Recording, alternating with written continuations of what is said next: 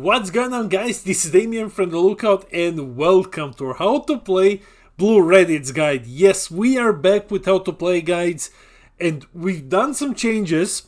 So this is the first one of the new generation of How to Play guides, which take me a bit longer to make, but they have a very cool new segment. Anyways, guys, before we begin this video, huge shout out to the Coffee Club, our lovely patrons. These are our $2 and up patrons. They buy us coffee, they keep this machine going, and eventually, very soon, we will replace the broken table. If you wish to join the Coffee Club, link to our Patreon is in the description below. And I think that's about everything. Roll the video! As with all of our videos, let's start with the breakdown. So in this video, I'm gonna give you an archetype breakdown of Raditz, lines of play, interactions, Decklist. Will go over the first couple of turns and then we'll wrap it up with the summary. Let's go! Here is our leader on the front side. He is Raditz, 10k blue saiyan, and this front side is very solid. It's solid. It's not the best, but it's not bad either. Auto, when he attacks you, draw 1, so unfortunately you don't draw the ring your first turn, but he compensates for this with his activate main. If you have 2 or more energy, reduce the Z energy cost of Scouter in your Z deck by 1 for the turn and then negate this skill for the game. This is very important because we can just awaken and not spend the Z energy on Scouter. And I'm gonna show you Scouter very soon. The card is insane.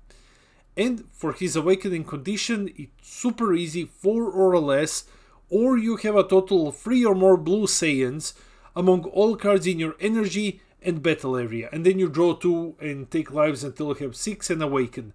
Super easy, you're always gonna awaken on turn 2. Let's check out the awaken side. On the awaken side, he is Raditz, the invasion begins, and this side is very good. It's really good. It's once again not the best, but it's really solid. Trust me, guys, the rest of the deck is so good that if this one was absolutely mind-blowing, it would be way too much. You draw an attack, that's the first auto, and then he has another auto that I'm not sure you'll be using at all. Remove 1 Scouter from your battle area, and then when one of your blue Raditz cards is KO'd, play 1 blue Nappa with 16k power from your deck and then shuffle the deck. It's a cool combat trick, but it's questionable will you actually be using this one. And then he has another auto, which is pretty cool. Auto, at the end of the turn, choose up to 1 of your Raditz battle cards, switch it to active mode, and it gains blocker. So you always have 1 blocker. That's really cool. Now let's talk about the craziest Z extra card in the game. Like, this is absurdly broken. Auto. If your leader is blue Raditz or Nappa, and it's your turn, when your mono blue Raditz, Vegeta or Nappa is played, your opponent reveals their hand. They reveal their hand. Additionally, if your opponent has a battle card with 15k power or less in their hand, you play up to 1 Raditz, Vegeta or Nappa, all blue, with 16k power and different character names than the played card from your hand. Yes. First, you get instant hand knowledge. Every single turn you get instant hand knowledge, and then you get to cheat in another card. Like, this is just stupid. This is stupid good. Like, wow. And this is gonna be the baseline for the rest of our deck. The deck, of course, comes with a bunch of free plays, so these are our free plays. There's a lot of value here.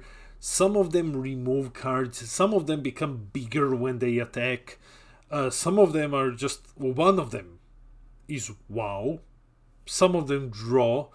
So yeah, you have a lot of value in your free plays. There's a lot of cool combinations that you can do. You can either draw more, or you can just bounce a couple of cards, or you can try to get in some big swings, like 2 big swings or something. So yeah, there's a lot of value among these free plays. There is also a Z battle card, and this one is okay. Like, this one is pretty good. It's a very solid cheap attacker, 5k blocker, And when he attacks, you basically get to combo with the Saiyan from the drop with its skills negated. And then you switch this card to active mode at the end of the turn. It's a blocker, so it's 10k when it attacks, and activate main once per turn for 1 blue energy. If you have a scouter in your battle area, you're always gonna have scouter. This card gets plus 10k power and critical. So it's 2 energy, 20k critical, blocker, charge 1z energy basically. There's a lot of value for just 1 energy play and then like 1 extra energy gain plus 10 in crit. Very, very solid card. Welcome to the newest section of how to play guides, the game plan section. So before we dive into the deck lists and turn breakdowns, let's talk a bit about the game plan. In this section, we will talk about card choices, their role in the archetype, sequencing and strategy. The goal is to get you more familiar with the deck before we get into the deck list itself and the breakdown of your first 3 turns. So this is, if you thought that our previous how to play guides were in-depth, this is even more in-depth. So yeah, I think you're gonna like this one. Let's go. Let's start with the essentials. So in order to get our deck working, we need these 4. You need an initial play, you need a scouter in play, then your opponent needs a 15k or less in hand, and then you need a follow-up, which is a 16k card. So yeah, you need 4 things to happen for this deck to work, and examining the requirements in this order, we can see that there are ways to stop the deck from doing its thing. Let's explore these weaknesses. So the biggest weakness, the main issue, is that Scouter can brick sometimes. If your opponent doesn't have a 15k or less in hand, you don't get a free play. That's it. You can still look at their hand, but you don't get a free play follow-up. So if our opponent plays their 15ks or just combos them away, we can't cheat in any cards. That's it. Our opponent can flat out just stop us from cheating things into play. Of course, they will always rather play their floodgates, because floodgates usually are 15ks, than just combo them away. But if they need to get rid of them to stop us, they can do it. And we need to keep this in mind. What we can do, however, is start locking our opponents. Now remember this card, the one that prevents your opponent from playing things. One of the neat things that this card can do is keep those 15k or less cards in our opponent's hand. You can just lock them in your opponent's hand, and they will stay there unless your opponent combos them away. So let's say your opponent has a bunch of floodgates, which are 15k. You lock them in their hand. So okay, they're staying here now. So your opponent can either, knowing that you can probably play another Raditz, and I will get into that, can either just combo them away or face the fact that you're just going to cheat in another 16k card on your next turn. So from turn 3 onward, if your opponent has no big threats, you can just call 15k or less and secure your next free play with Scouter. Pretty cool. Let's look at some of these 15k cards. Here are the cards that you want to take away from your opponent. If you call 15k, you can hit floodgates. For example, King Cold, Robotic Riposte, Defending Friends. The 3 big ones, they're all 15k. So you play Raditz, you call 15k, you lock them away immediately. Plus, because they are 15k, your opponent has the following choice. They can either play them anyway and then get rid of 1 card from hand, or they can keep them in their hand, giving you another free play, or they can combo them away, but then they just lost them, but in return you can lose a free play on your following turn. Whichever one happens is good for you. Trust me, whichever one happens is great. If you don't need 15ks, if you don't need to lock them away, you can also shut down win cons and boss monsters. Facing Solidarity, play your 4 cost, say 35. Your opponent can't play it unless they bottom deck one. Cool Golden Cooler, 40k. can't play it unless they bottom deck one. They will probably still go with their win con, but hey, sometimes maybe you can just take it away. So yeah, this is basically it for targets. Now let's talk about something very cool. We also have a very cool combo in the deck. So you can keep your opponent constantly locked out of plays unless they keep bottom decking cards. So what you need to do is trigger Scouter and then look at your opponent's hand. Cheat in Raditz. Lock them out of some plays, let's say like 15Ks. Lock them. And then you get to pay 1 energy to play Son Goku Pet to Infinite. His activate main says that you bounce a 4-drop back into your hand to play Pet to Infinite. And then you just return Raditz back into your hand and you can play it on your next turn. You just start looping Raditz. And with this combo, for 2 energy in total, you can just keep locking your opponent's plays each turn. Unless they're willing to commit, minusing cards in hand to fight you. But wait, there is also a follow-up to this combo. There is an I win button in this deck. If your opponent has no extra card negates, you can just win the game. So what you do is, you do the Scouter play, you play Raditz, you lock them out of floodgates, for example. And then you pay 1 energy to bounce Raditz, play Pet to Infinite, and then, if they don't have extra card negates in the deck, you pay 2 energy, and then you play Ultra Instinct Saiyan Son Goku. What does this card do? Basically, it's a 35k triple strike. Permanent, your opponent can't combo for the duration of this card's battle. So you just swing at your opponent, they have no extra card negates, and then you just win, because they can't combo. Yes, of course, they can still fight you by playing their floodgates and bottom decking 1, but hey, for 2 extra energy you just force them out of some plays.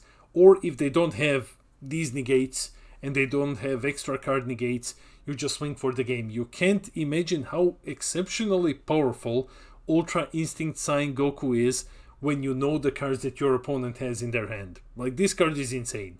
So yeah, this is the combo that can guarantee you free damage. One last thing to mention is removal. There is also a removal aspect of Raditz. You see these 3 cards, all of them focus on removing battle cards when they are played. So we play one of them, we pay for one of them, and then we cheat in another one.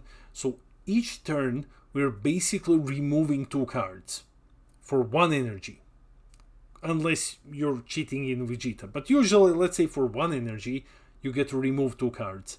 So you don't need cards like Oob, for example, to wipe the board, because every turn you're just getting rid of 2, which is incredible. It's really, really cool. So yeah, if you're thinking, hey, do I need removal in Raditz? Don't worry, Raditz has its own removal.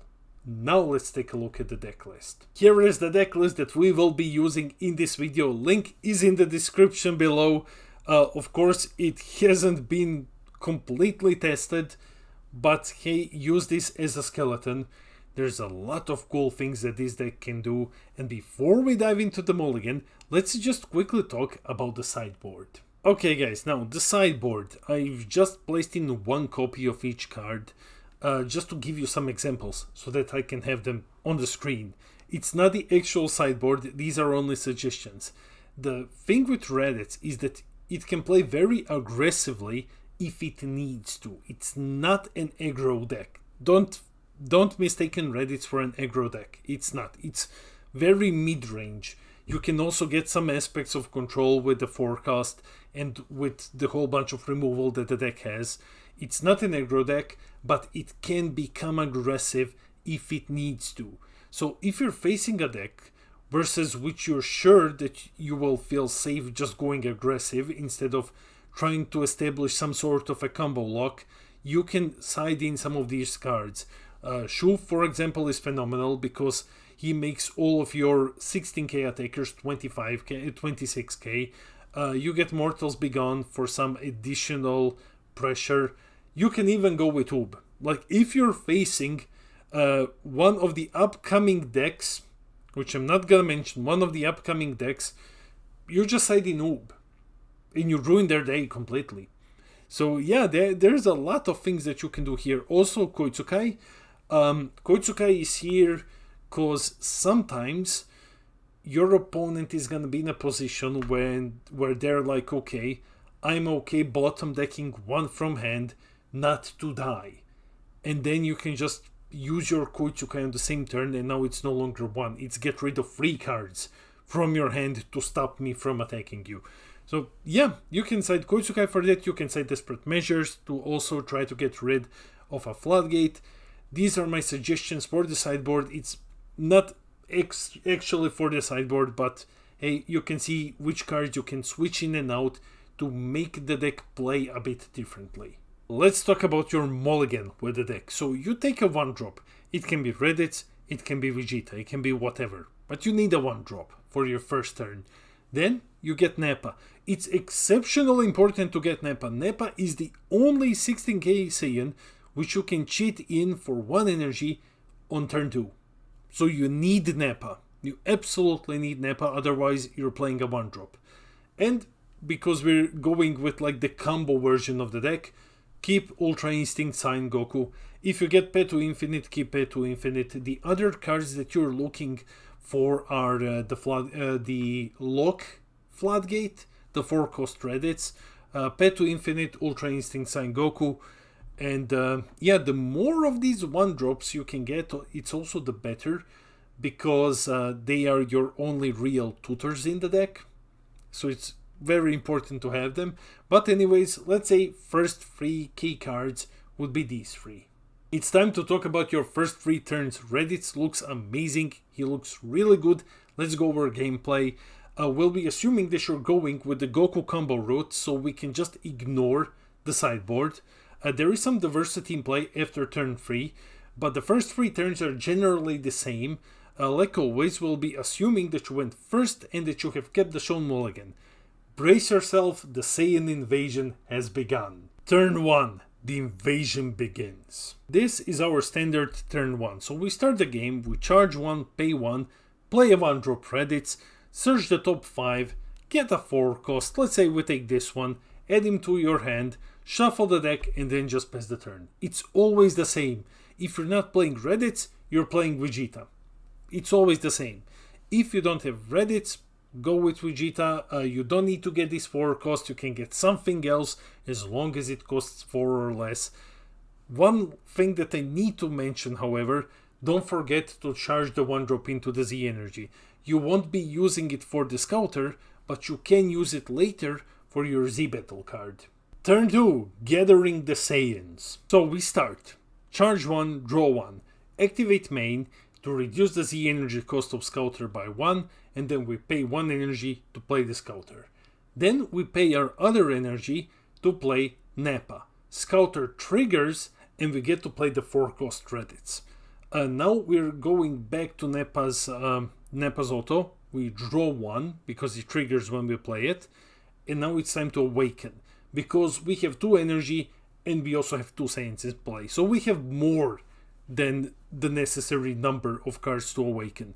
We awaken, we draw 2, and then we get to attack with our leader. We draw a card, we're out of energy, so we just attack with the rest and we pass the turn. Turn 3, the Saiyan Swarm. For turn 3, we won't have a standard breakdown because we have some possibilities that we can use.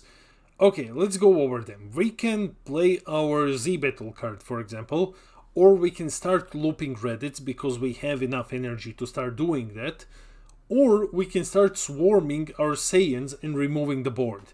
So you can go with either of these 3 routes depending on the matchup, basically. As you can see, there's a lot that you can do on turn 3 depending on the matchup and the board state, so the choice is yours, basically. There is no really correct option here. Turn 3 onwards, it really depends on your matchup. But hey, now at least you have some recommendations. Before we end the video, let's quickly jump into the summary. Raditz looks amazing. Amazing! The ability to gain full-handed knowledge each turn is exceptionally powerful in this game. The ability to then deny your opponent from playing threats is just insane. Like, that's, wow, that's really, really stupid strong. There are multiple ways to build the deck outside of Raditz lock loop combo. You can play it more, you can build it to be more aggressive, you can build it to be more control-ish. There's a lot of diversity here. Yes, the engine is huge, but it also leaves you with enough room to actually experiment. All of your cards, however, are super small and have no form of protection whatsoever.